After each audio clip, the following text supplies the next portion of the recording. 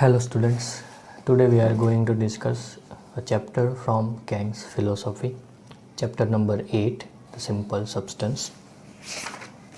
You all are supposed to have your book of Kant's philosophy with you and pen and paper to note down the important words and notes. Initially, as a starting of the chapter, he had explained about the aphorism number 9 that we all know it's related with a vital force.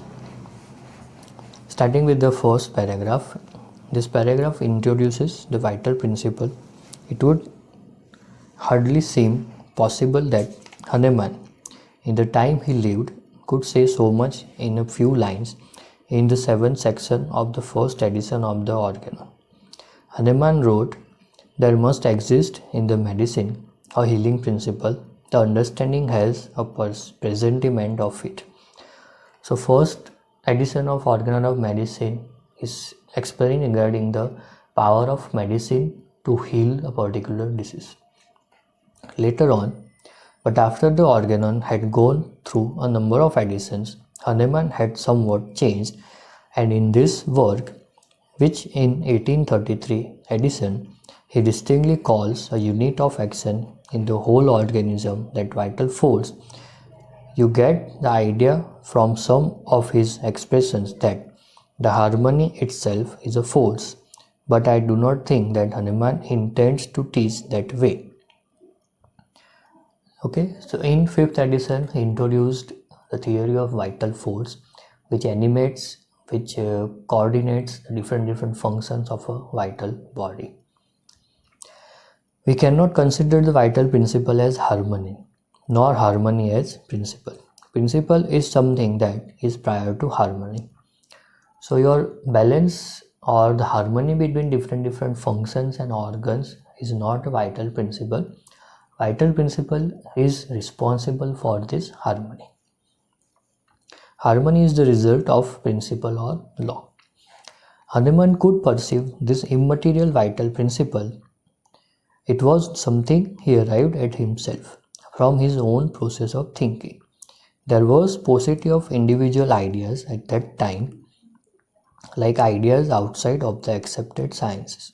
But Hahnemann thought much, and by thinking, he arrived at the idea contained in this paragraph, which only appears in the last edition. In the healthy condition of man, the immaterial vital principle animates the material body. So in last edition, 6th edition, he replaced the word vital force with vital principle. If he had used the word immaterial vital substance, it would have been even stronger, for you will see it to be true that it is a substance. At the present day, advanced thinkers are speaking of the fourth state of matter, which is immaterial substance.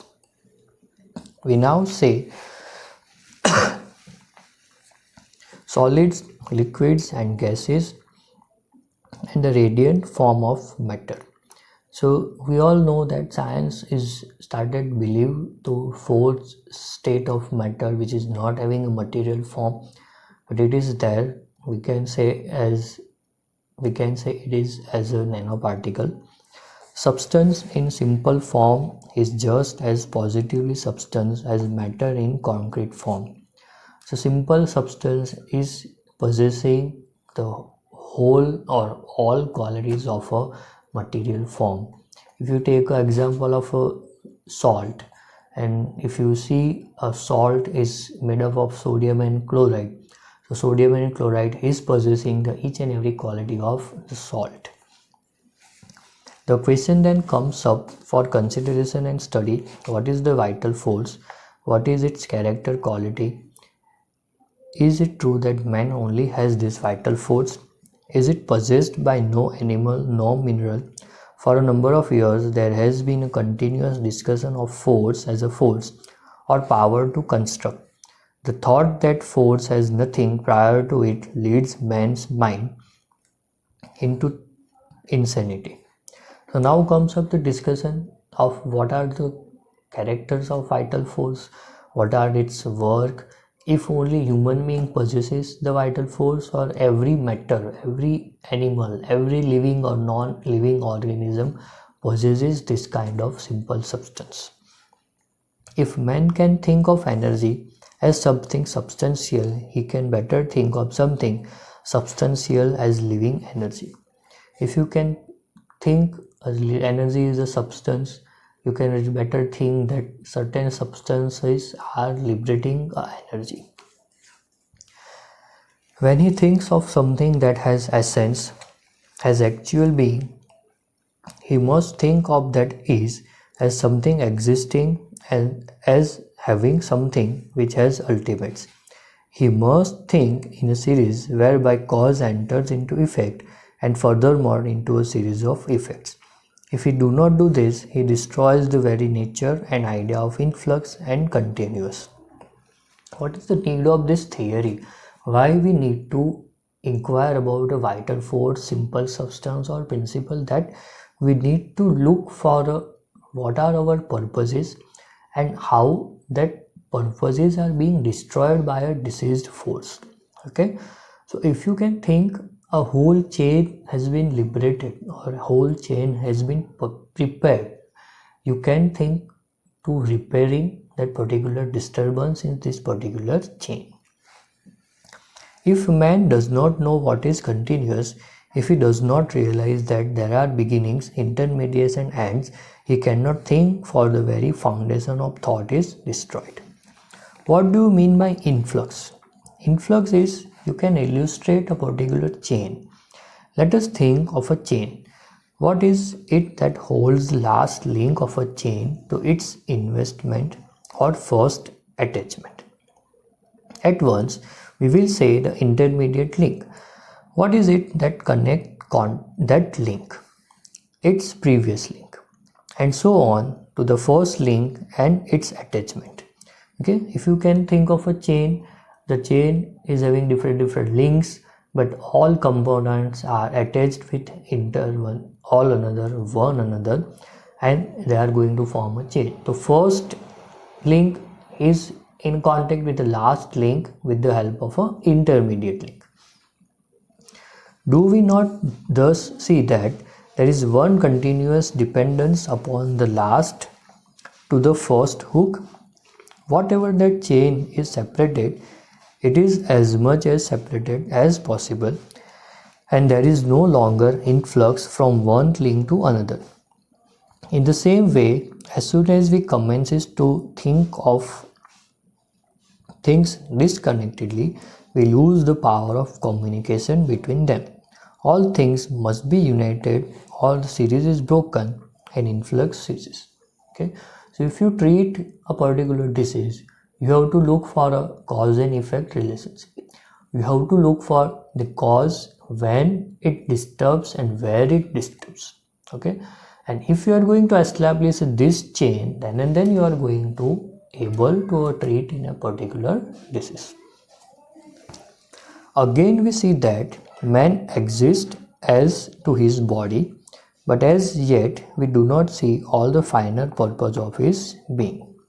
To believe that man exists without a cause, to believe that his life force goes on for a while, it does not exist from something prior to it, to think that there is not constantly and continuously that influx from cause whereby he continues to live, demonstrates that the man who does so is an irrational being.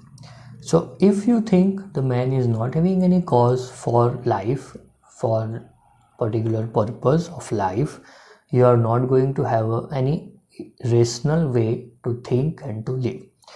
If you think there is no purpose in your life, you become irrational. From his senses, man has never been able to prove that anything can exist except it has continually flowing into it that which holds it in continuous. With your senses, with your material form, you are just going to express a certain continuously flowing processes inside a human body. You cannot prove materialistically anything inside the human being. then why should he, when he goes into the immaterial world, assume that energy is the first?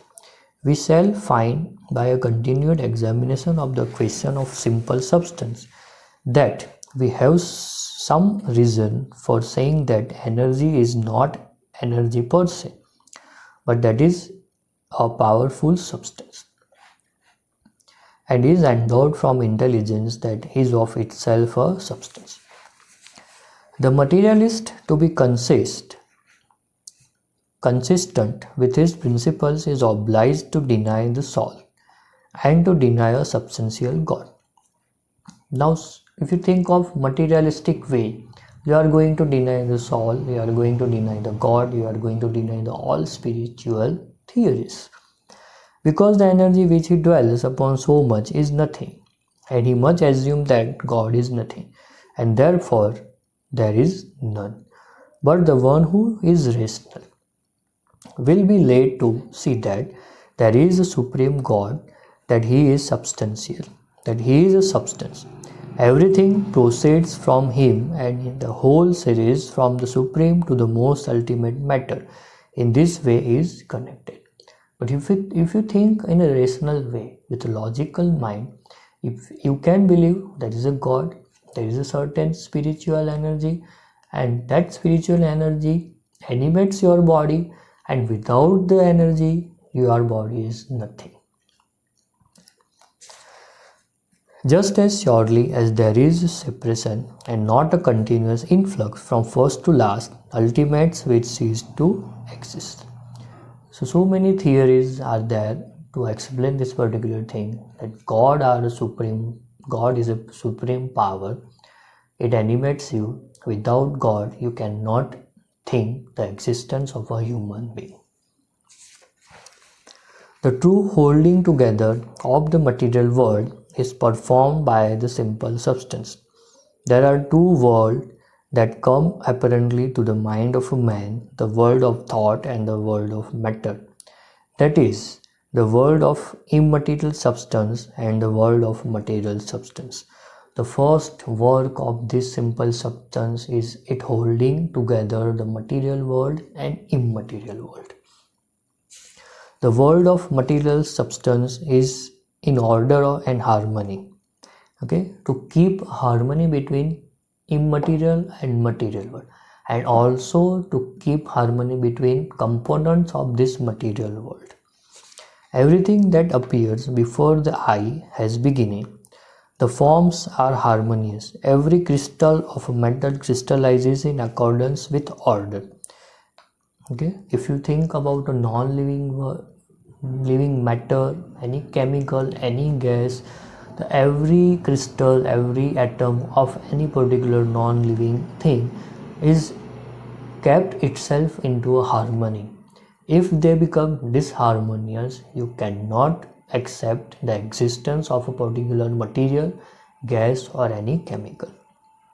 Likewise, same, man's very anatomy forms harmoniously. We see nothing in the material world to account for this, but we perceive that all things are held in position because of this continuous influx from first to last. So because of this continuous process, every component of man's world, man's life is kept into a particular process. There is no break in the chain and no break in the flow of power from first to last. There is no break in this particular chain. Nothing can exist unless it cause be inflowing into it continuously. We see that all things made by man hand decay and fall to pieces in time. But look at the things perpetuated from influx. Look at their order and harmony from time to eternity, working by the same plan and in the same order. There are many qualities predicated of a simple substance. So then now we are going to discuss about the qualities of a simple substance. And one of the first propositions we have to consider is that simple substance is endowed with formative intelligence. like it intelligently operates and forms the economy of the whole animal, vegetable and mineral kingdom. So very intelligently, the simple substance forms the whole economy, the each and every characteristic, the each and every qualities of the whole organism. Rather it is some chemical or material or human being. Everything with form goes on its natural course and assumes and continues its own private state. The laws of chemistry by analysis may be so revealed to man that he can detect all elements because they conduct themselves uniformly. So simple substance very intelligently keeps the each and every characteristic of whole component, and you can easily differentiate the characteristic of a different substances. Okay, the characteristic, the qualities of a whole organism is because of simple substance. The simple substance gives to everything its own type of life, gives it distinction, gives it identity whereby it differs from all other things. The intelligent vital force provides the simple substance, or the intelligent simple substance provides the organism its distinction from other organisms or other material, other matter. It gives its own identity, okay, and it differs from other because of this intelligent substance.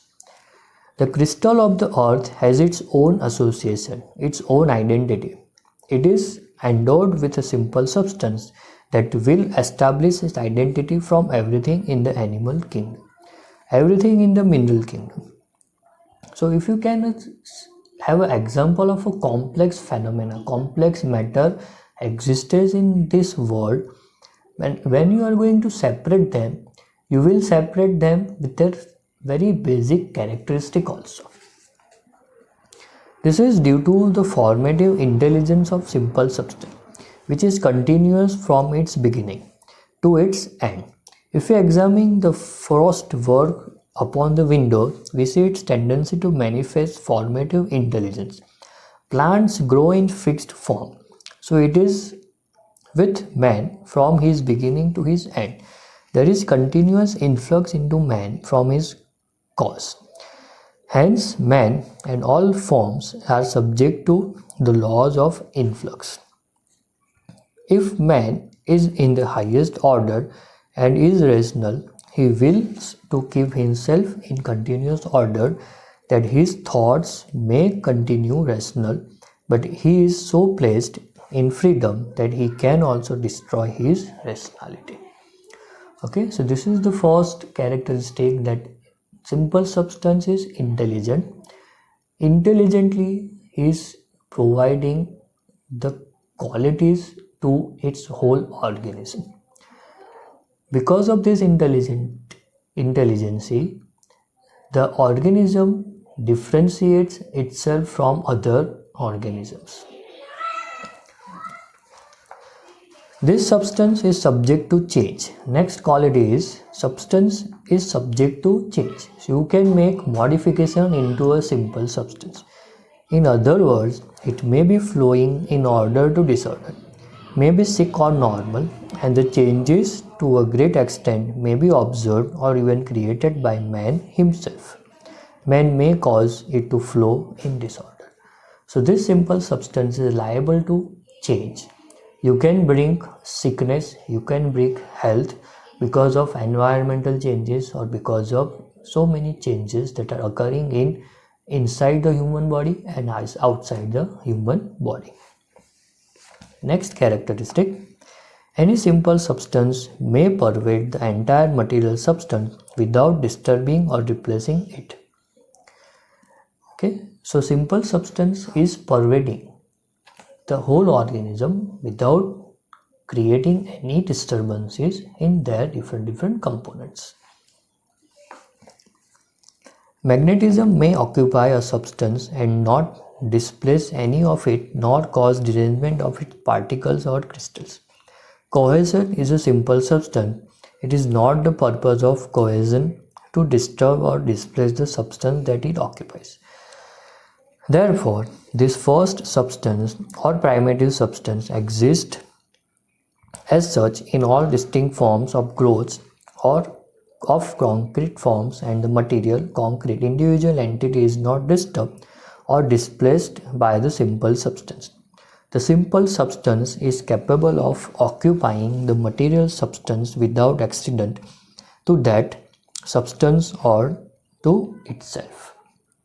So when simple substance starts to invade any particular organism, it is not going to disturb the other vital organs or other normal organs or components of a particular organism. It invades, it performs its function without leaving any disturbances in other normal organs. When the simple substance is an active substance, it dominates and controls the body it occupies. So next quality of this thing is it dominates and controls the body. It is the cause of force. The body does not move, think or act unless it has its interior degrees of immaterial substance, which acts upon the economy continuously in the most beautiful manner. But as soon as the body is separated from its characterizing simple substance, there is cessation of influx. Okay, it dominates, it controls. If you remove simple substance from the body, it ceases all the functions. The vital body is dead, living organism becomes dead, and non-living organism becomes unexisted in this universe. The energy derived from the simple substance keeps all things in order. By it are kept in order all functions and the perpetuation of the forms and proportion of every animal, plant and mineral. All operation that is possible is due to the simple substances. When it controls the organism, it controls the each and every work, each and every task of this particular organism. It keeps them into coordination and it balances between different tasks, and thus animates the vital body. And by it, the very universe itself is kept in order. It not only operates every material substance, but it is the cause of cooperation of all things. Okay. Next, examine the universe and behold the stars, the sun, the moon. They do not interfere with each other. They are kept in continuous order. Everything is in harmony and is kept so by the simple substance. So this is the domination of simple substance. It controls the each and every material substance, also keeps them into a harmony. Everything is in harmony and is kept so by the simple substance. We see cooperation in every degree, and this cooperation working in perfect harmony. We see human beings moving about. We see things going on about us on the earth. We see the trees, the forest making room for each other, existing in perfect harmony. The very sounds of the forest have harmony, and all the coordination is brought about by the simple substance. So from universe to a very minute, very last thing or last link of this particular universe, you can see or you will observe the harmony between them. The trees in forest are keeping a harmony between themselves. We have to keep the harmony with the other human beings, other living things, non-living things, and then this purpose of existence is going to become solved. Without this, all matter is dead and cannot be used for the higher purpose of its existence.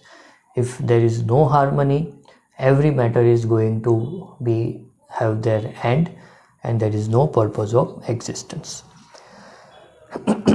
By the aid of simple substance, the divine creator is able to use all created beings and forms for their highest purpose. Okay.